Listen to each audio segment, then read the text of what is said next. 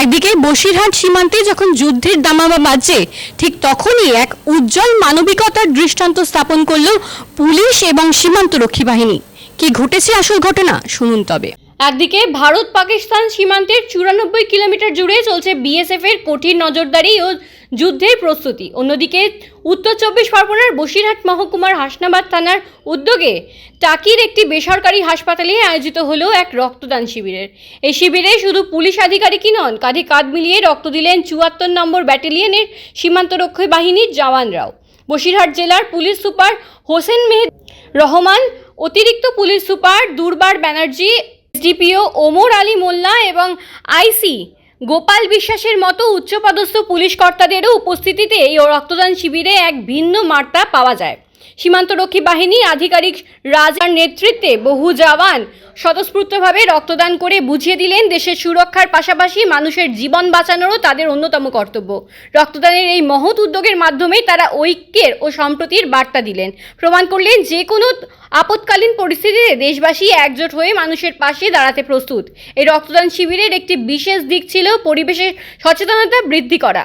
রক্তদাতাদের উৎসাহিত করতে তাদের হাতে তুলে দেওয়া হয় ম্যানগ্রোভের চারা। অতিরিক্ত পুলিশ সুপার দুর্বার ব্যানার্জি জানান, নির্বিচারে গাছ কাটার ফলে পরিবেশের যে ক্ষতি হচ্ছে তা পূরণ করতে এবং বিশ্ব উষ্ণায়ন ও দূষণ থেকে পৃথিবীকে বাঁচাতে এই পূজায়ন অত্যন্ত জরুরি। একদিকে জীবন বাঁচানো, অন্যদিকে পরিবেশ বাঁচানো, এই দ্বৈত লক্ষ্য নিয়ে এই রক্তদান শিবির আয়োজিত হয়। এছাড়াও জরুরি পরিস্থিতিতে রক্তের অভাব মেটাতে একটি বিশেষ হেল্পলাইন নম্বর চালু করার কথা জানানো হয়, যেখানে ফোন করলে সরাসরি রোগীর কাছে নির্দিষ্ট গ্রুপের রক্ত পৌঁছে দেওয়া হবে প্রশাসনিক উদ্যোগে।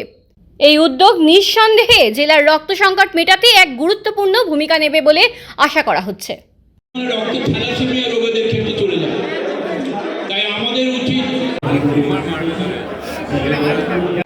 অ্যাকচুয়ালি আমাদের যে উৎসর্গ যেটা রয়েছে, উৎসর্গ যে রক্তদান যেটা আছে, এটা আমাদের part of community policing. Basirhat জেলা পুলিশের পক্ষ থেকে ক্যালেন্ডার করে দিয়েছে, মাননীয় এসপি সাহেব ক্যালেন্ডার করে দিয়েছেন। সেই অনুযায়ী আমাদের প্রত্যেকটা থানাতেই কিন্তু এটা করা হচ্ছে। কারণ আমরা পার্সোনালি মনে করি রক্তদানের মতো বড় কমিউনিটি পুলিশিং কিছু হয় না, তাই আমরা সেই অনুযায়ী ব্যবস্থা করেছি এবং সর্বস্তরের মানুষ এসছেন, সমস্ত স্তরের মানুষ এসছেন, তারা স্বেচ্ছায় রক্ত দিতে এসছেন। আমরা কাউকে আটকায়নি, যারা যারা এসছেন প্রত্যেকে সমানভাবে স্বাগত এবং তারা রক্ত দিয়েছে এবং আশা করছি আমাদের প্রোগ্রাম খুব সাফল্যমণ্ডিত হবে। হ্যাঁ, অনেকে এসছেন, সীমান্তরক্ষী বাহিনী অনেকে এসছেন,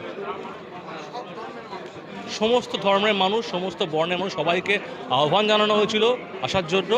এবং এই সময় রক্তের যে হিউজ চাহিদা আসে বা হাহাকার আসে, সেটা যতটা পারি আমরা মেটানোর জন্য এটা সামান্য আমাদের একটা প্রয়াস মাত্র। প্রশ্নটা পেলাম না বাবু। এটা এই আপনাদের যে প্ল্যানটা এটা ভালো, এটা আমরা প্রিভিয়াসলিও করেছি। তো আমরা যারা যারা রক্ত দিচ্ছেন তাদের নাম্বার জোগাড় করে আমরা একটা গ্রুপ করে রাখছি, যাতে পরবর্তীকালে সুবিধা হতে পারে। এটা এক্সপেক্টেড 200।